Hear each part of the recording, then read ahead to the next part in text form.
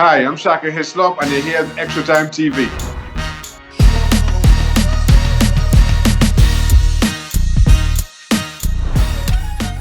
Hey everyone, welcome to another edition of Extra Time TV. This is Sooklal, and the Champions League final has returned once again. James and I have been trying our best to chat about it during this COVID-19 pandemic, but it's a big one between Pep Guardiola's Manchester City and Thomas Tuchel and Chelsea. Thomas Tuchel wants to go on better, and Pep Guardiola wants to get his hands on that elusive Champions League trophy that he hasn't won since the days of Barcelona. So, joining us today, it's James Baird, our Scottish ally, our colleague, our buddy, our analyst. How are you today, James?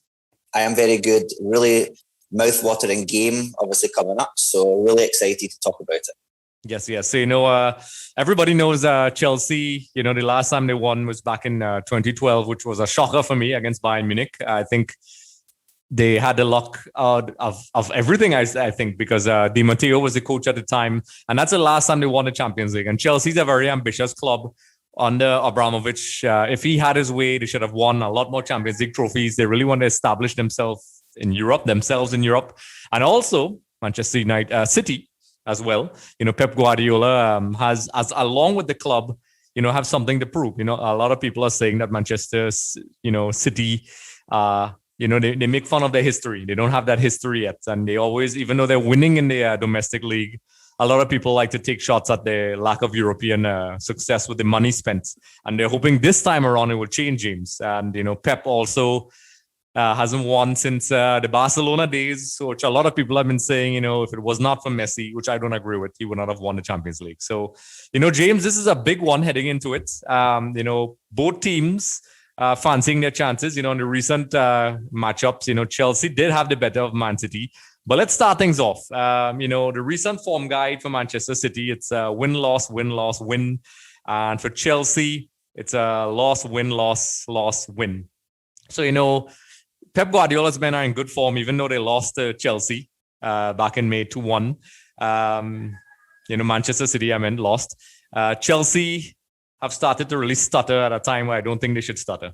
Their strikers are way off form. So, let's get into, the possible squad that they may carry, James. So let me hear your thoughts on that.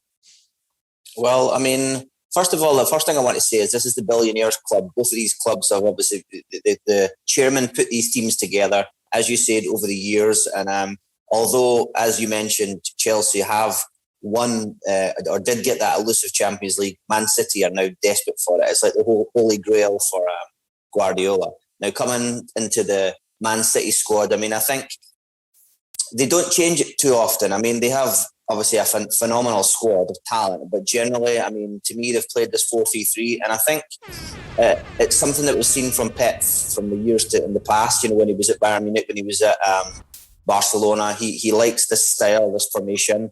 I find a lot of his offensive players, his midfielders and his attackers, are very interchangeable. So, for example, you will see De Bruyne getting further forward. You will see Sterling dropping a little further back, Foden getting forward. So it's a very much that, it's really like a front six. The three midfielders and the three strikers, as I say, they interchange so much and it's all credit to the way he obviously coaches them, because the movement is phenomenal. They know each other. They're able to cover for each other. And obviously behind them, they have a very solid back line as well, with Kyle Walker and Stones kind of leading it along the line there. So I think, as I say, they will play this 4-3-3 that we know Pep does.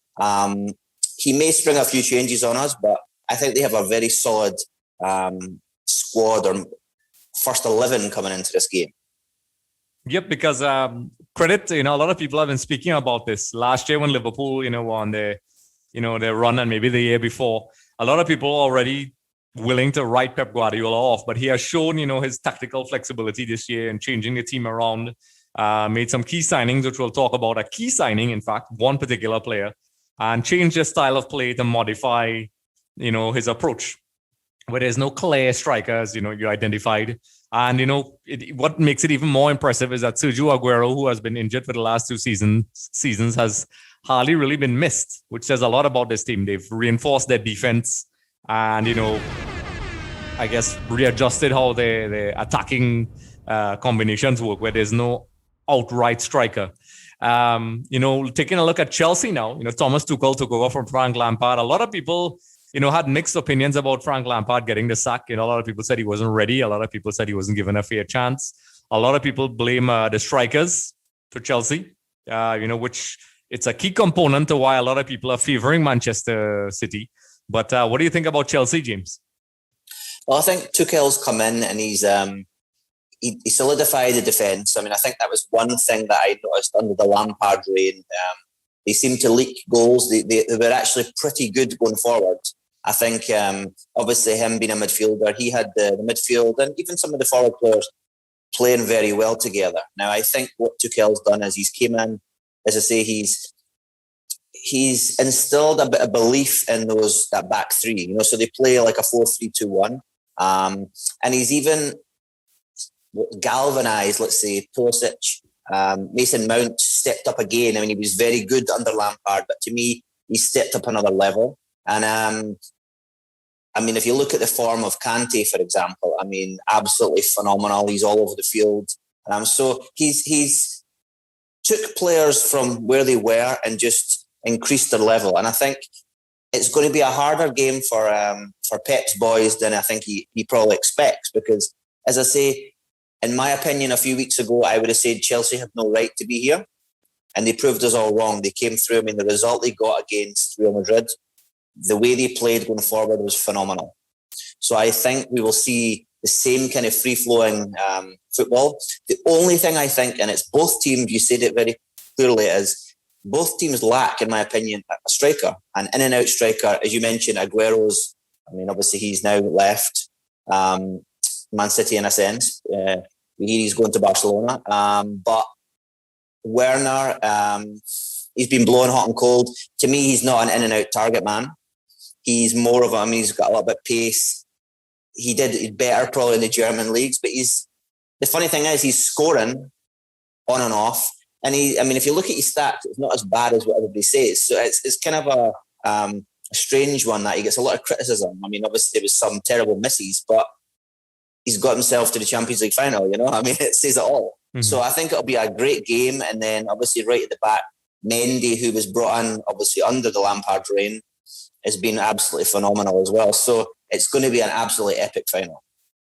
Yes, and taking a look at the head-to-head over the last five in all competitions. So we're going to go back to 2019 on the 23rd of November. Man City won 2-1. Chelsea won 2-1 on the 25th of June back in 2020. 3rd of January, Chelsea lost. Manchester City won 3-1 in that game. Then Chelsea won again in the 17th of April, 1-0. And in the 8th of May, Chelsea won again. So, while Pep Guardiola and his men, basically on their form in the Premier League and getting to the final, look unstoppable, they don't seem to have a great record against Chelsea in the last set of fixtures. So, is it that Tuchel has something on Pep Guardiola that we don't understand? And, will this affect how Pep is going to go in? Because Pep has been accused of overanalyzing big games in the past. But it seemed as if Thomas Tuchel, who both know each other really well from the Bundesliga, when Pep was at Bayern Munich and, Tuchel was at Dortmund. Do you think that this is a psychological advantage for Tuchel heading into this game? At the end of the day, I'm going to say this. It's a cup final. Both teams are going to come with their best on the day. Yes, we know these two, they've came in front of each other before, as I say, in Germany. But at the end of the day, mind games and all that, they do have the part. I mean, I was listening to some videos before the game and Pep was saying, every player has to train well, to make this Champions League final squad. I mean, there's no rest, and he was obviously playing up the fact of it, the importance of it, But I think a lot of that was for the cameras too. I mean, at the end of the day, you don't need to tell your players you need to train well because everybody wants to play in that Champions League final. The same thing with Chelsea. I mean, at the end of the day, every single one of those players wants to play. So really, I mean, when you get to a final and a final of this magnitude, let's say, the coaches really shouldn't have to say anything. The players should be able to go out there and know what it means to the club, to the fans, to themselves, to their families. The coaches shouldn't have to say too many words. But at the end of the day, it's great to see the rivalry between the two. And I think we're going to see it. I mean, it's in these kind of games you usually see that rivalry boiling over a little bit. Now, these are two kind of, I would say, semi-reserved men, you know? Passion, yes, but it'll be interesting to see how they cope with, as I say, the fact that Pep is desperate for this victory. You know, he wants this Champions League. He's got I think, 3 Premier League titles. Tuchel's just came in. I mean, for Tuchel, it would be something phenomenal to come in first season and win the Champions League. So there's so much to play for both sides. But I think at the end of the day, like I said, it comes down to the 11 players in the field who want it the most. Correct. You know, there's a lot of factors. You know, we could sit and analyze this tactics, players, but we all know there's a lot of variables. You know, we've both been looking at football. You've played for a long time. So there's little things that, you know, go past the usual types of analysis, you know, because on paper, you know, I call it the FIFA approach, the video game approach, where on paper, because the game's not played on paper, which is probably one of the most overused cliches, but it's not wrong. You know, there's so many things. I've seen teams that are technically supposed to be better, and then eventually on that day, it just does not work out. Things just don't go wrong. The ball bounces the wrong way. You know, that 50-50 challenge that, you know, should go one way just goes the other way. Some of the calls it's down to refereeing decisions. But, you know, you're right. But, you know, moving along, let's talk about formations now specifically. I mean, we touched on it a little bit before. Let's start with Chelsea. How do you think Thomas Tuchel is going to shape his team? See, it's funny because I think he usually plays. Obviously, we know he has his back 3. He likes this, you know. And I would usually say he plays a 3-4-3. Mm-hmm. But then when you watch them in the Premier League, the 3 up front tend to be more of a 2-1, if you get me. So it's not like a front 3. It's more with obviously the focal point with the 2 players behind. So he uses this in games, I think, that are a little bit more of a dogfight, let's say. You know, and if you watch the game against Real Madrid, he tends to give them that 3 together, more of a free-flowing kind of attack. So I think this game, as it is, I think he'll probably start out with more of the focal point with probably Werner up top and then Mount and Pulisic playing just a little off him. Because at the end of the day, you're not going to start the game guns blaring, because at the end of the day, it's a tough game. So I think you may see them going into that more pliable front 3 as the game goes on and as they're trying to obviously win the game. But I think they'll play probably a 3-4-2-1, you know, for the start of the game. And then, as I say, you'll see them probably more going with the 3 up front when they're trying to get that winning goal or, you know, or come back kind of thing. So I think it'll be a 3-4-2-1. Yep, you know, the return of the 3 at the back as it seems to be a popular formation these days. You know, when I spoke to a lot of people a couple of years ago, the concept of having 3 at the back was considered by some, not me. I don't think so. I always thought, you know, formations are flexible. You know, 3 at the back was not something you would see in the Premier League. But, you know, even coaches like Antonio Conte, you know, at Chelsea and many others, Pep as well, have been, dabbling with this type of formation. So it's very interesting because, you know, as we jump across to Pep, speaking about Pep, you know, Pep has been known to play 3 at the back. However, he has made changes. How do you think Pep's formation is going to be for this game? Well, I think he's played the 4-3-3 for most of the games that I've seen this season. And I think it's a formation he's used, you know, a lot, for example, Barcelona days. But you're right. I mean, I think the 3 obviously at the back gives coaches an option to throw an extra man forward. But I think for this game, if I was a betting man, I'd bet my house on it that he'll play a 4-3-3. So, and I think he has the players for it. He has, as I say, Walker loves to get forward as well, you know, so I think it gives him that option as well there. So I think he will go with the 4-3-3 this time. Interesting. So, you know, usually, you know, people talk about formations and things like that, but do you, you know, in terms of weaknesses of each team, you know, a lot of people, as we said before, identify Chelsea's inability to convert goal scoring opportunities as possibly their downfall. You know, we touched on this before as well, but would you consider this a glaring weakness that gives Manchester City the upper hand?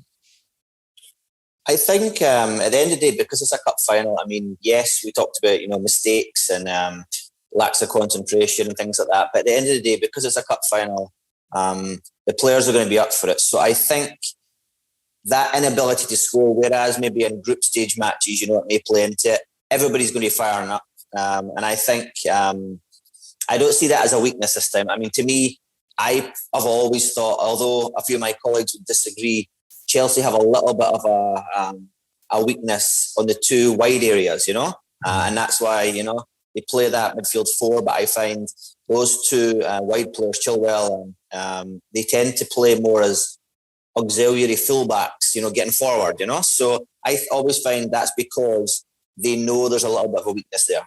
So I think that could be where, obviously, Man City, with the pace that they have, Sterling, Mahrez, and Gabriel Jesus, De Bruyne, Foden, these are guys with a lot of pace. They can damage them wide. But again, because of Pep playing a 4-3-3, generally that midfield three tends to be narrow. So it just depends, what his tinkering, is before the game, So that's what I would go with if I was coaching, against Chelsea. But two big teams, and the players on the field, their names all speak for themselves. Yep, it's setting itself up to be a very interesting tactical matchup. Speaking about weaknesses, we spoke about Chelsea. Are there any weaknesses that you could possibly see with Manchester City? A lot of people have mentioned as well. They used to be vulnerable to the counter-attack, but it seems Pep has fixed that. But they're not entirely invincible, as we've seen in their recent form against Chelsea. So, are there any possible weaknesses that you could identify with Manchester City? The only thing that I've noticed, as I say, I've watched a few games this season, not a lot. Mostly obviously Champions League games, but I think when they're in transition, for example, attack to defence, that turnover there's that few seconds now. Obviously, we know Chelsea have Kante there. He provides when that he's that break-up player for them. Fernandinho is excellent. I think obviously he's getting on a little bit now, but he's had a great season too. But I just think that if there's any way that Chelsea can hit them, they can hit them in that transition quickly, and they have the players like Pulisic in their squad to drive on and do that. Except that they're a pretty solid unit, and it speaks a lot about obviously Pep, the fact that they don't have so many weaknesses. Even though it's a narrow midfield three, it changes so much that sometimes it ends up being a front six, Mm-hmm. So I don't see there being too many weaknesses. One thing that this season I don't think Ederson has been as, I don't want to say utilised, but I think he, over previous seasons, he's had a lot more to do. Obviously, that could say the defence is a lot more solid, fine. But I think I don't remember, big saves this season, lots and lots, whereas in previous years I had. So be interested to see how both goalkeepers handle this huge final. And again, look what happened last night with the Europa League final. Is it going to be a game that goes all the way to the wire and goes to penalties? Well, interesting that you brought up penalties, which is not something I was going to discuss, but I should have. Manchester City does not have a good record with penalties. I don't really have the stat right now, but they have tried many times with different penalty kick takers, and Mahrez and Gabriel Jesus and a couple others as well, and they seem to be kind of shaky with penalty kicks. So if it does go down to a shootout, I think Chelsea may fancy their chances a little bit more than Manchester City. What do you think about that? I would agree with that totally. I think, but at the end of the day, they call it the lottery of the penalty shootout. We saw, as I say, what happened last night with Man United. And one of the longest penalty shootouts I've seen in a long time. So I think when I look through the team lines, to me, I can't see many in and out penalty kickers, for both teams. So it would make it a very interesting game if it was to go that. But I think no coach would want it to go to penalties. If I'm coaching any one of these teams, I want the game done long before extra time, because, at the end of the day, it's been a long season. A lot of these players have played 40 plus games, 49, some of them when I was looking. They don't want an extra half an hour, then penalties again, because, as you know, fatigue, all these things play into it. And when players are tired, obviously, you don't tend to get the best out of them. So, and that's a game where the goalkeepers would come in, I think. For penalties, you have two great goalkeepers for penalties. Yeah. And the thing is, that psychological thing, we saw that with Manchester United and Villarreal in their shootout as well, because on paper, which is a whole topic we'll discuss at another time, everybody was favoring Manchester United throughout the entire thing. But, I made some comments to people. A lot of people were saying it was going to be an outright victory for Manchester United. And I told them, listen, Unai Emery, although this is another final we're talking about, Unai Emery is an experienced coach who's won multiple titles. And heading into the penalty kick shootout, a lot of those things go out the window, and it really comes down to, as you said, it's a lottery. And in the end, the goalkeepers made the difference. It was David De Gea versus Rulli. And, I think it's going to come down to that. And I really think Manchester City, if there is one glaring area that they're obviously weak in, and then recently with Aguero, who is their most lethal striker, attempting the Panenka, it seems like there's something wrong with them in front goal. And maybe Pep may spend probably a couple extra minutes after practice for those guys doing some shooting practice. So, the one thing just obviously homing in on what happened last night, and obviously thinking about it this game, that I noticed as a coach, you have to look at the players, persona, look at the way they are. And I noticed last night when I watched some of those players walking up to take the penalties, one, you could see they didn't want to do it.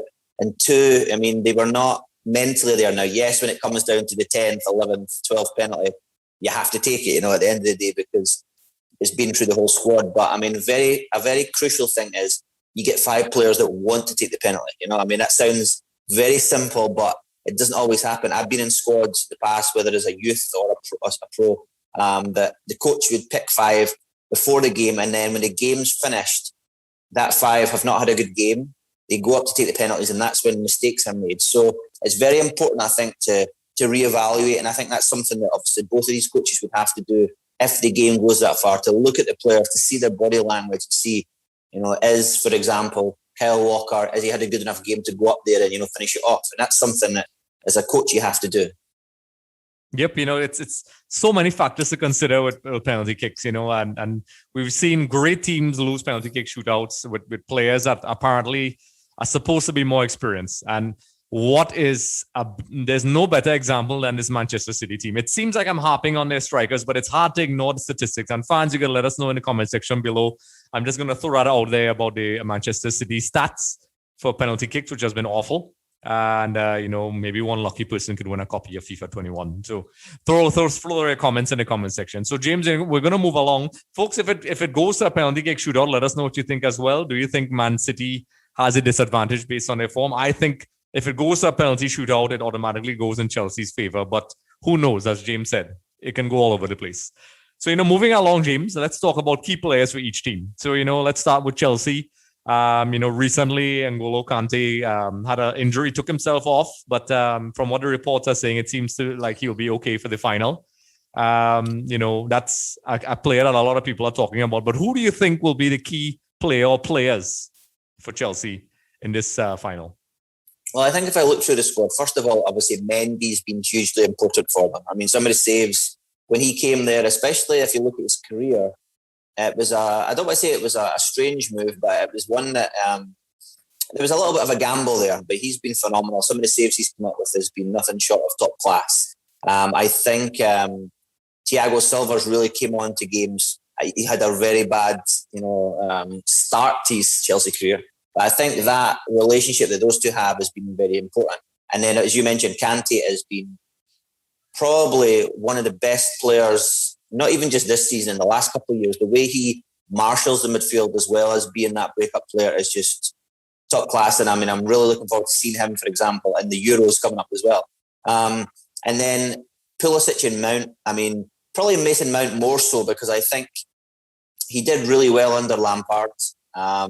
Then people said he fell away, but I think he's stepped up again. He's kind of like, in a sense, Foden for Man City. He's obviously Chelsea's young star, let's say, and he's been phenomenal. Pulisic as well, you can't take anything away from him, especially as he's from this region. So I think probably those four: Mendy, Thiago Silva, Mount, and Pulisic.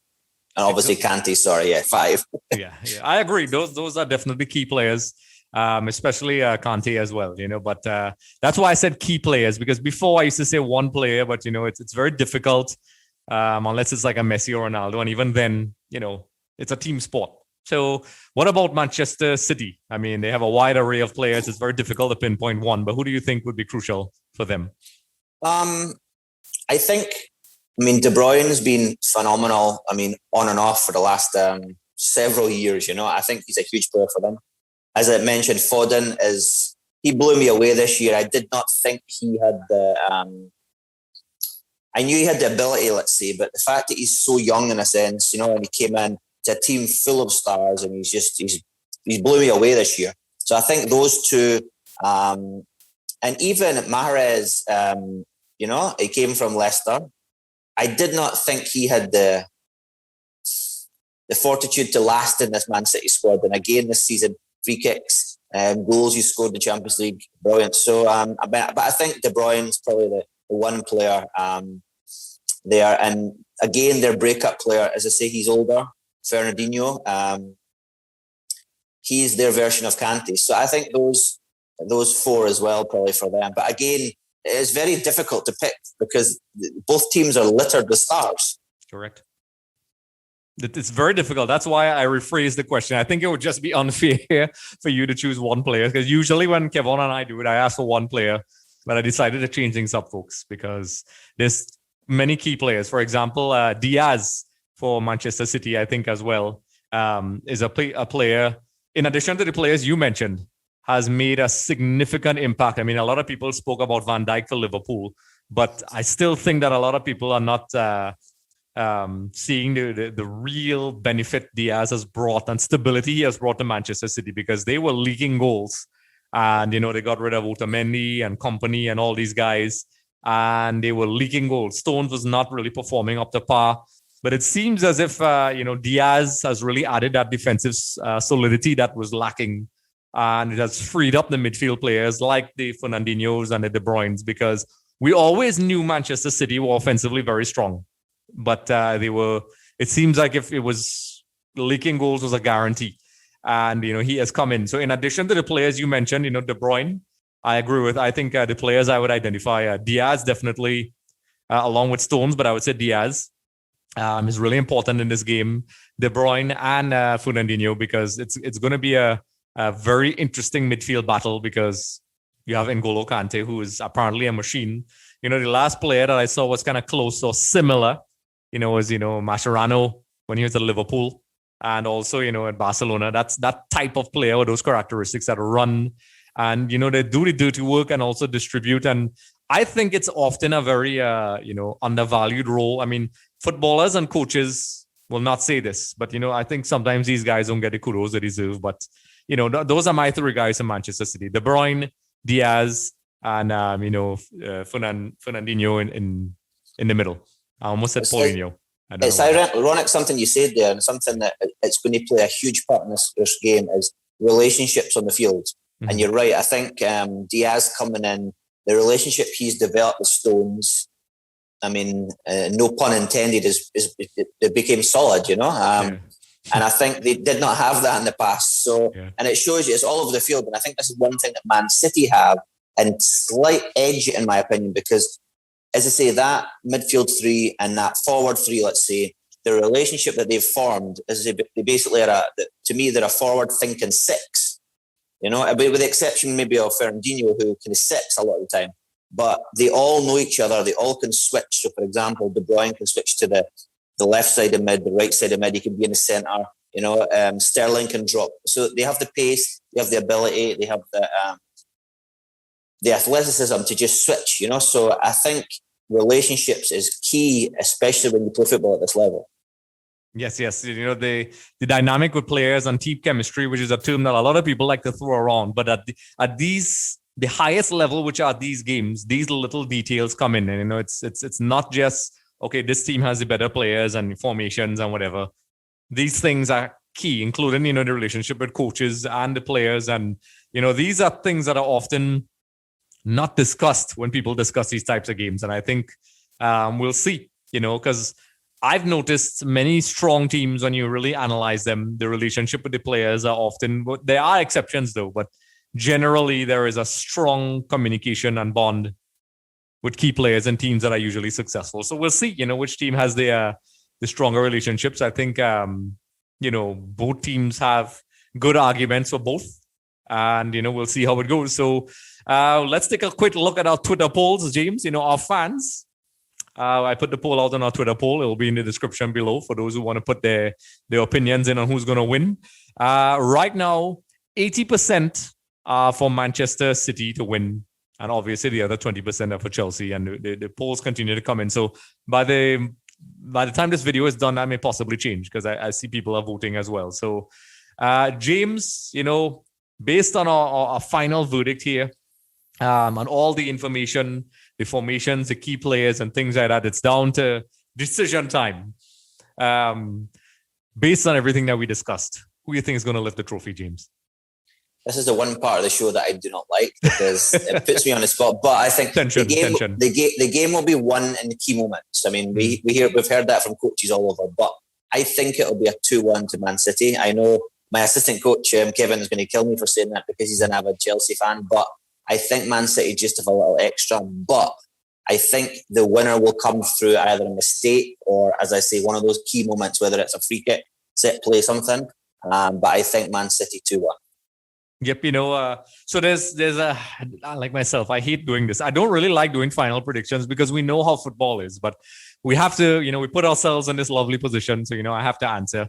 So I'm going to answer in a very technical way. So the logical side of me based on form and stats, if I'm just using, pure logic and recent form with Chelsea and Manchester City, it appears as if Chelsea, based on those results, are the favorites. However, I think Manchester City are a more complete team. I think they are in better shape mentally going in. And I think while Chelsea have got the better of Manchester City in the last couple of weeks, I think Pep has been paying attention and will get the better of Chelsea. But it's going to be a highly contested game, as you said, and it will be a very narrow victory.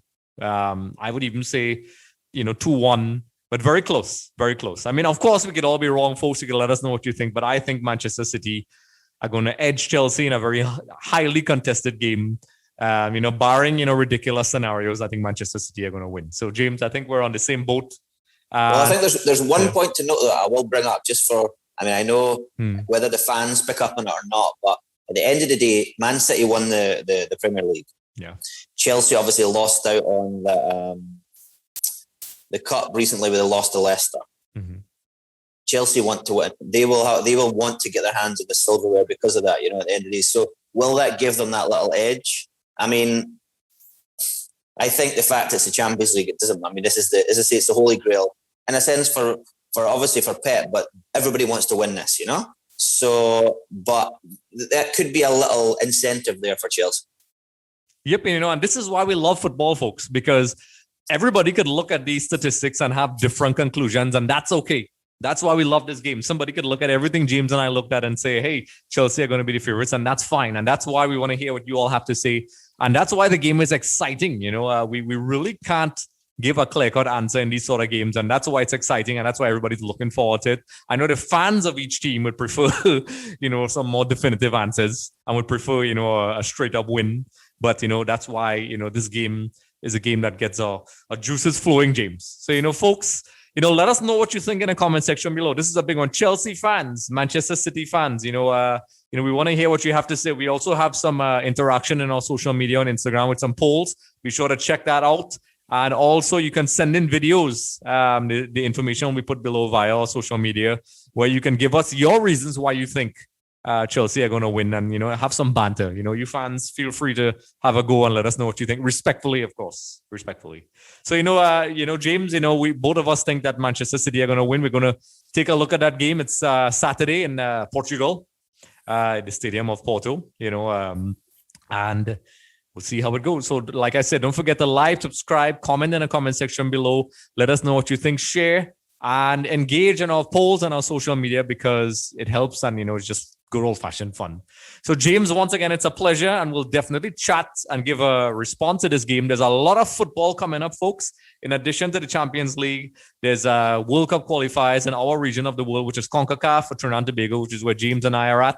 We're going to be talking about those upcoming World Cup qualifiers. Also, the Copa America and the Euros. We have lots of football. So, stay tuned for those things. And also, be sure to support the channel. We have EXTV merchandise in the link in the description below. When you purchase that, it helps support not just the channel, but it also goes towards kids' homes that are, suffering during this COVID-19 pandemic. So when you wear this, it's not just flashy because it's pretty flashy. It looks pretty good, James.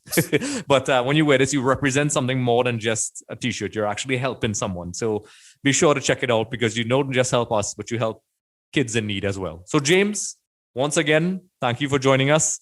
And folks, stay tuned because this is going to be an amazing final. Boom. I think that was Just a reminder, everyone, for more episodes with Shaka Hislop, be sure to head over to our YouTube channel. Also, don't forget to subscribe for more updates, interviews, and content.